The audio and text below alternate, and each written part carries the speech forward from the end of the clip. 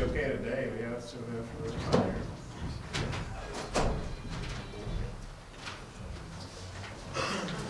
Nice pants. Where'd you get those pants? Can't reveal my secrets, Bob. You went to Goodwill store? No, these cost money. Yeah, that's a story. All right, Coach, if you could start us off with an opening statement. Yeah, I thought this was really good for us. I mean, the training camp time segment is one where you're going against each other every day behind closed doors, and you're doing a lot of skeleton work or 5-on-0 work, and a lot of drills that are contact, and to be able to play in front of fans and have the lights on and with referees, much needed after grinding the whole summer and then into this segment for us.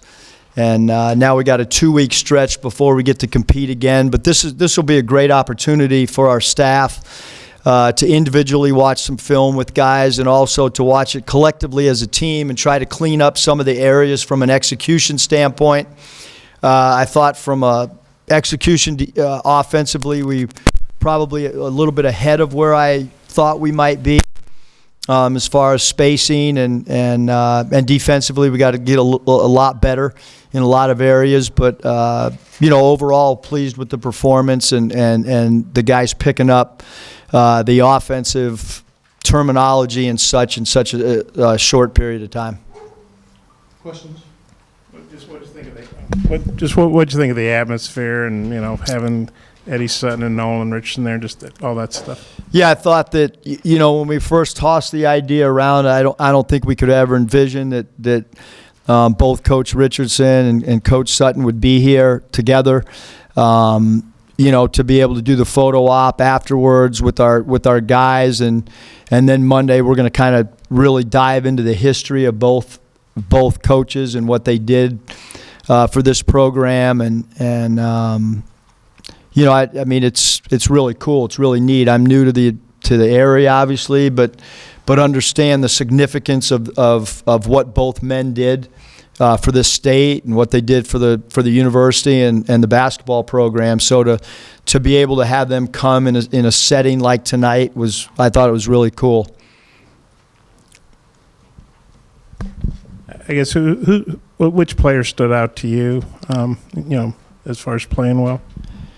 I thought that several guys. I thought Jimmy Witt did a great job rebounding the basketball. I liked how he didn't force the issue from an offensive standpoint. I thought, especially the first segment of the game offensively, Isaiah Joe was outstanding with his 3-point shooting and spacing and not trying to force the issue. I thought Adriel Bailey did a great job of slashing and getting extra possessions. He took 2 shots that were mid-range shots that we did not, we don't feel that's in his wheelhouse, so to speak, and we discussed that with him. But and then I hate to bring it up, but Connor's, we're a lot different when he's on the floor because he spaces it. He adds a dimension from obviously the size factor, but his 3-point shooting, when you put him out there with some of our other guys, our spacing just opens up, and there's a lot more dribble drives. It's not often, that you would say that your dribble drive lanes open up when a 7-2 or 7-3 guy is on the floor. But when Connor's on the floor, our passing becomes a lot better, our rebounding becomes a lot better, our offensive flow becomes a lot better. Coach, is there any, timeline when you think you might hear something on Connor? And also, when you split these teams up, did you know the red had a little bit of the initial red had a little bit of an advantage, or did you try to go even? Or yeah, we tried to go even from a positional standpoint, more so than trying to make the score even. Positionally, because of the number of guys we have and down a scholarship player, we knew that it was going to be a little bit tilted one way or the other. I thought the first half, the team that was significantly better was because they were significantly better rebounding. And, you're going to hear that theme after every game and before every game is, how we rebound is going to dictate how we end, what the end results are for us.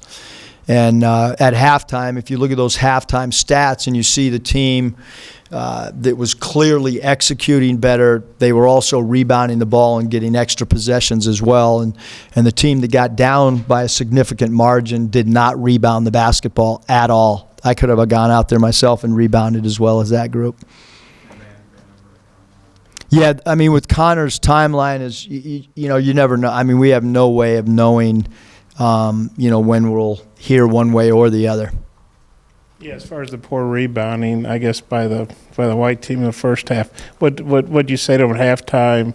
Because they seemed like they did a better job in the second half. Yeah, just try to point out, that rebounding is, a lot of things. It's blocking out, it's pursuing rebounds outside of your area, it's trying to range rebound, it's if you can't grab the ball with two hands, can you keep it alive by tipping it? And then just the overall defensive rebounding is five guys gang rebounding, and the guards have got to be really good rebounders, and I think that's that was one of the when we recruited Jimmy Witt, that was a big thought process. Is he's one of the best rebounding guards in the nation, and when you look at guys like, not to compare, but like when Westbrook's on the floor in an NBA game, he's a great rebounder, and it changes the defensive rebounding aspect, especially when a point guard can grab a defensive board. It ignites your offense a little bit more in transition. So just the fact that all five guys have got to understand that it's all of their jobs. We can't rely on one or two guys to go get a defensive rebound. Coach, can you talk a little bit about how happy are you from the performance of Connor and JD? Who's that? Connor Vanover and JD.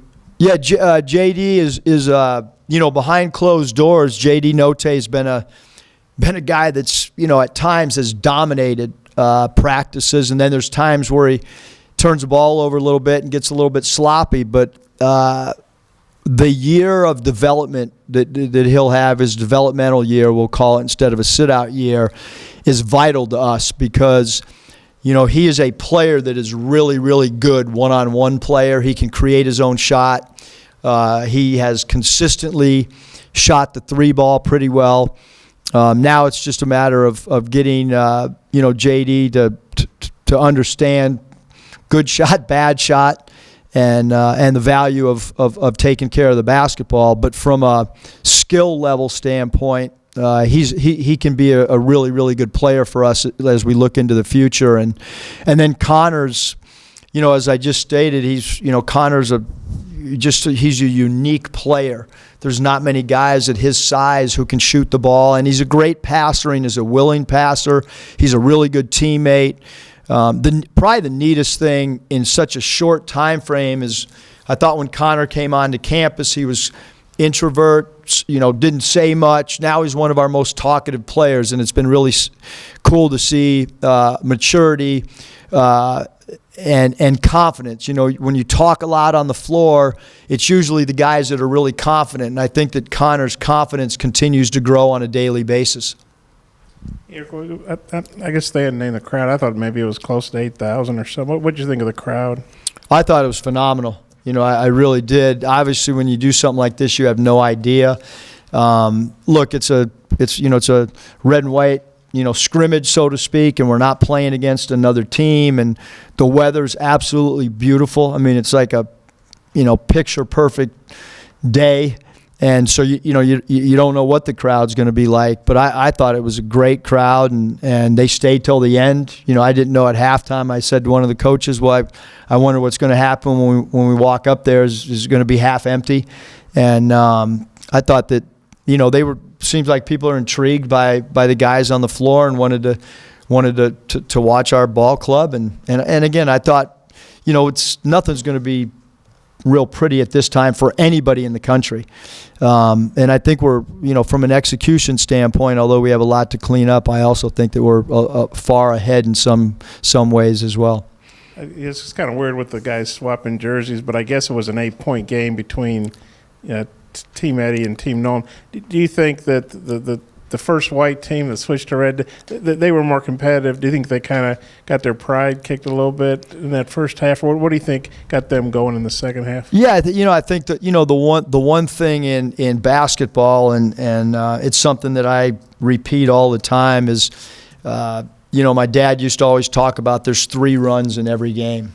And the team that can control 2 of the 3 runs usually wins, and that's been about 90% accurate since I was a little kid and heard that sentence come out. And I think that, the other group coming out of halftime, they knew they had to go make a run, and they put some points together, and then had some defensive stops, and then all of a sudden the flow of the game starts changing a little bit, and then the team that got up a lot, I thought they kind of relaxed for the first 5 or 6 minutes of that third quarter. Reggie Chaney, where's he at, Coach, as far as this, the amount of time you've been practicing and stuff? Reggie's done a really good job. I mean, I thought, running the floor, and I thought, the big thing with Reggie was he did a really good job of playing within himself. And then late in the game, there were some plays run for him in the post as well, which didn't really happen the first part of the game. But towards the end of the game, we started looking, for Reggie a little bit in the post to see what he could do, and he made a great up and under move on one of our plays called the punch, and had some good patience. And so Reggie's been he's going to be a big key to who we are. I was going to say, with your lack of size somewhat, I mean, I guess he's going to be one of the key players on the whole team. Yeah, no question. Just because Reggie's really strong, he's really athletic, and as we go against SEC front lines, I mean, we're going to need Reggie to play really well, and you hope that a player going into his sophomore year has feels a little bit more comfortable. He's been through SEC play before, and he should have a better year than he did last year. Jimmy Witt, as one of the older guys, how much of a leader have you seen him kind of develop into over the summer and now into fall? Yeah, Jimmy's done a great job since he's been here, but there are certain guys that when the lights come on, their personality comes out a little bit more. And certainly, if I could say 3 guys that when the lights come on, or when we've gone more live scrimmage, even behind closed doors in practice, Jimmy and Connor and Isaiah have been 3 guys that, seem, again, we haven't done anything other than a few live segments in practice and then today, but those 3 guys seem to like the lights being on. With Connor, is it frustrating you haven't heard anything yet? Are you cautiously optimistic? Or are you kind of assuming he's not going to get the waiver, and if he does, it'll be a bonus? Or kind of how do you approach that from I guess mentally, you, the coaching staff, and the team? I think that we're all approaching it like he's in a development year and he's not playing. That's kind of how I've put the teams together in practice, and then if he's able to get the waiver, then that's great. Look